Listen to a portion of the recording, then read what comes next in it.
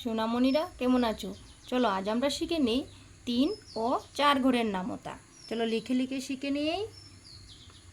3 একে 3, 3 দুগুণে 6, 3 তিরিঙ্গা 9, 3 চারা 12, 3 পাঁচা 15, 3 6 18, 3 সাতা 21, 3 আটা 24, 3 নং 27, 3 দশে 30।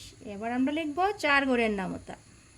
4 একে 4, 4 দুগুণে 8, 3 চারা 12, 4 চারা 16, 4 পাঁচা 20, 4 6 24, 4 সাতা 28, 4 আটা 32, 4 নং 36, 4 দশে 40।